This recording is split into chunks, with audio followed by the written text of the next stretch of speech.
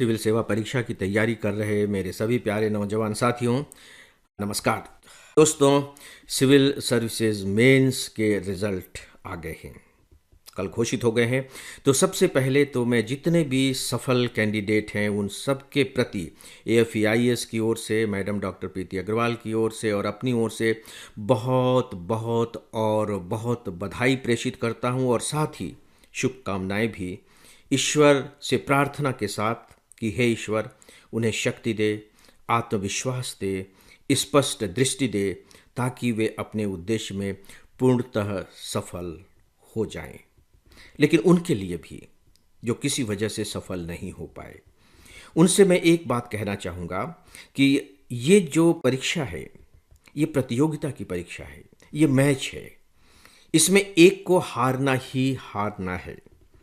दुर्भाग्य से इस बार आप हार गए हैं, लेकिन ये मत भूलिएगा कि जो आज जीते हुए हैं ये भी पहले कभी हारे थे।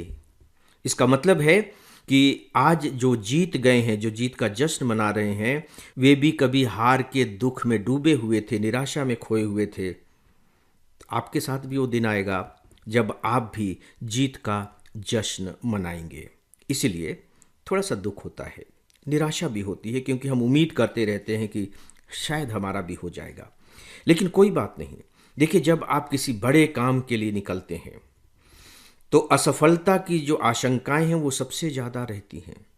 और सच पूछे तो कोई काम कितना बड़ा है, कितना छोटा है, उसका जो सबसे बड़ा पैमाना जो मुझे मालूम पड़ता है वो ये है कि उसमें सफल होने की संभावना कितनी कम है। संभावना जितनी कम होगी वह काम उतना कठिन होगा, उतना बड़ा होगा। तो इसलिए आप जिस रास्ते पर चल पड़े हैं वो रास्ता है ही ऐसा, तो उदास होने की बात नहीं है, निराश होने की बात नहीं है, डिप्रेशन में आने की बात नहीं है। सूरज फिर निकलेगा, बशर्ते आप तनकर जल्दी से जल्दी खड़े हो जाएं। तो दोस्तों, एक बार फिर से जो सफल हुए हैं उनको बहुत बहुत बधाइयाँ। और मुझे 3 प्रिय मित्रों के मेल्स मिले हैं जो हमारे ऑनलाइन स्टूडेंट भी रहे हैं, यहाँ तक कि ऑफलाइन स्टूडेंट भी रहे हैं।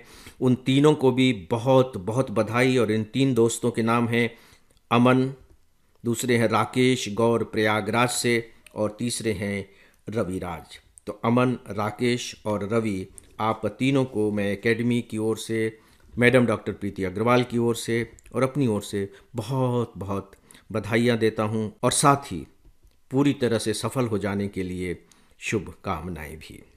फ्रेंड्स, एक सूचना है, AFEIS का एक मोबाइल ऐप है।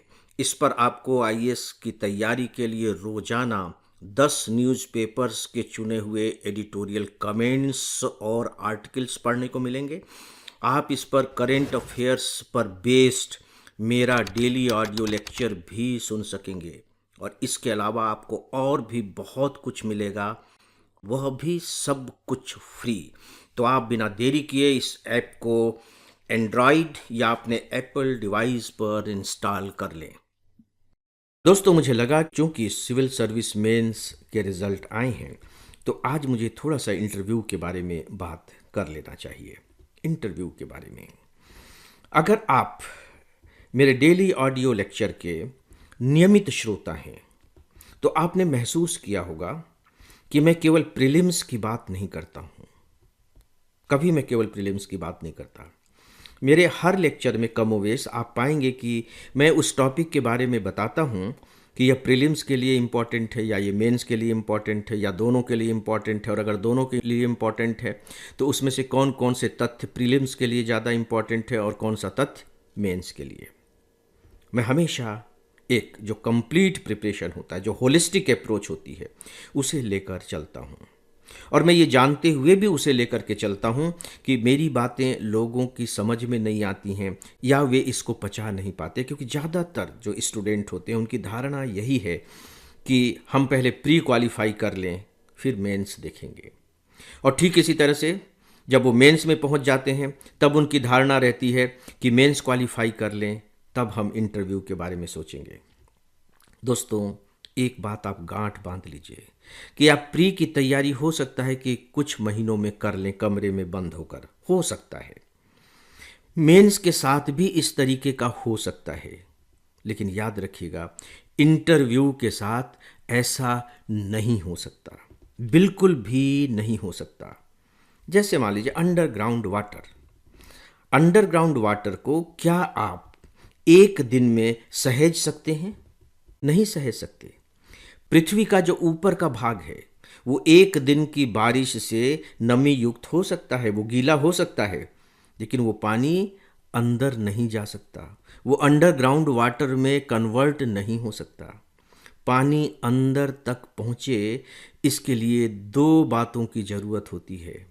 पहली यह कि वर्षा कुछ दिनों तक लगातार होती रहे, और दूसरा यह कि जिस जमीन से पानी को अंदर जाना है वो जो जमीन है थोड़ी सी पोली हो, सरंध्र वाली हो, होल्स हो, उसमें पोरस हो, उसी में तो पानी रिस रिस करके अंदर पहुंचेगा। तब जाकर के दोस्तों इंटरव्यू के लायक हमारी पर्सनालिटी बनती है। यानी कि जो पर्सनालिटी है वो धीरे धीरे धीरे धीरे रिसती है, धीरे धीरे धीरे धीरे बनती है। इसलिए मैं आप सब को सजेस्ट करूँगा कि ठीक है, मेंस में होगा या नहीं होगा हम देखेंगे, इंटरव्यू कॉल आएगा नहीं आएगा हम देखेंगे, इंटरव्यू में होगा या नहीं होगा हम बाद में देखेंगे, लेकिन तैयारी तो आपकी होलिस्टिक होनी चाहिए। जब आप प्री की तैयारी कर रहे हैं तब यह बात आपके दिमाग में बहुत साफ तौर पर मौजूद होनी चाहिए कि मैं साथ ही साथ मेंस की तैयारी भी कर रहा हूँ और साथ ही साथ मैं अपने इंटरव्यू की तैयारी भी कर रहा हूँ। दोस्तों ये जो इंटरव्यू है, ये याद रखिए, ये इनर व्यू है, इनर व्यू है, इंट्राव्यू नहीं है। ये बाहर की बनावट नहीं है कि मैं कितना स्मार्ट दिखता हूँ, मेरा रंग कितना गोरा है या सांवला है या ये हुआ है, मैं कितने स्मार्ट तरीके से बात कर पाता हूँ, कैसी मेरी चाल है, कैसे मैं बैठता हूँ। केवल यही इंटरव्यू नहीं है, ये तो उसका बहुत छोटा सा पार्ट है, जैसे आइसबर्ग का दिखाई देने वाला हिस्सा होता है, दैट्स ऑल। जो इनर व्यू है वो सामने आना चाहिए, और जो इंटरव्यू बोर्ड है वो इसे ही देखने की कोशिश करता है, समझने की कोशिश करता है। और यदि आप यूपीएससी के इंस्ट्रक्शंस पढ़ेंगे जो उसने इंटरव्यू के बारे में दिए हैं, वहाँ साफ तौर पर लिखा गया है कि हमारा अब जो पर्पज़ है वो आपके नॉलेज को टेस्ट करना नहीं है, वो तो हम मेंस में ऑलरेडी टेस्ट कर ही चुके हैं, अब हम क्या टेस्ट करेंगे। हमारा जो पर्पज़ है, फिर उन्होंने क्वालिटीज़ बताई हैं कि क्या क्या टेस्ट करना है, आप सोचते किस तरीके से हैं, कॉन्ट्राडिक्शंस के बीच में से रास्ते निकालते कैसे हैं, आपका लेवल ऑफ कॉन्फिडेंस क्या है, आप में विनम्रता के कितने गुण हैं, आप संविधान के प्रति बातचीत के दौरान कितने प्रतिबद्ध मालूम पड़ते हैं, आपके जो विचार हैं वो कितने प्रोग्रेसिव हैं, डिसीजन मेकिंग आपकी कैसी है, कम्युनिकेशन स्किल में आप कितने दक्ष हैं, आप में लीडरशिप क्वालिटी है या नहीं है, आप अपनी बातों को बहुत तार्किक रूप से रख पाते हैं या नहीं रख पाते हैं, या कि आपका दिमाग लगातार भ्रमित रहता है, आप अड़ियल तो नहीं हैं। इस तरह के बहुत सारे तत्व होते हैं जो सिविल सर्वेंट में वो देखते हैं, क्योंकि ये जरूरी होते हैं। थोड़ी देर के लिए कल्पना कर लीजिए कि अभी तो आप प्राइवेट लाइफ जी रहे हैं या पारिवारिक जीवन जी रहे हैं, लेकिन जैसे ही आप सिविल सर्वेंट बनते हैं वैसे ही आपकी पब्लिक लाइफ की शुरुआत हो जाती है, पब्लिक लाइफ। और ये जो पब्लिक लाइफ होती है ये as a representative of the government होती है। एक सिविल सर्वेंट सरकार का प्रतिनिधित्व करता है, उसे लोगों के बीच जाना होता है और सरकार के बिहाफ पर उसे लोगों को संतुष्ट करना होता है, उसकी समस्याओं का समाधान करना होता है। तो जो इंटरव्यू बोर्ड है वो ये जानना चाहता है कि आप इसके लायक हैं या नहीं हैं। वहाँ आपका इतिहास का ज्ञान, भूगोल का ज्ञान, साइंस का ज्ञान, मैथमेटिक्स, सीसेट कुछ काम नहीं आएगा। वहाँ व्यावहारिकता काम आएगी, आपकी पर्सनालिटी काम आएगी। दोस्तों बहुत से ऐसे स्टडीज़ हुए हैं मैनेजमेंट के बारे में जो बहुत साफ तौर पर बताते हैं कि जब आप अपने प्रोफेशनल लाइफ में जाएंगे तो जो ज्ञान आपने अर्जित किया है उसका जो रोल होगा आपके सक्सेस में वो केवल 15 to 20% होगा। रिमेनिंग जो 80 to 85% रोल है वो हम सब की पर्सनालिटी का होता है। इसलिए फ्रेंड्स मेरी सलाह है कि पर्सनालिटी डेवलपमेंट के लिए आप शुरू से लगातार कोशिश करते रहें। वो कोशिशें क्या हो सकती हैं, उसके बारे में मेरे पास इतना वक्त नहीं है कि मैं अभी आप लोगों को बता सकूं। और मेरी समझ से इसके काफ़ी कुछ तथ्य ऐसे होते हैं जिनके बारे में आपको जानकारी होगी ही। लेकिन यदि आपको लगता है कि इस इशू पर भी मैं बात करूं, तो आप मुझे मेल लिख सकते हैं। हो सकेगा तो मैं इस मुद्दे पर भी कभी आप सबसे चर्चा करूंगा। तो दोस्तों, ये थी इंटरव्यू के बारे में कुछ थोड़ी सी बातें। और दोस्तों, इसी के साथ ही अब इसे आज यहीं समाप्त करते हैं। नमस्कार।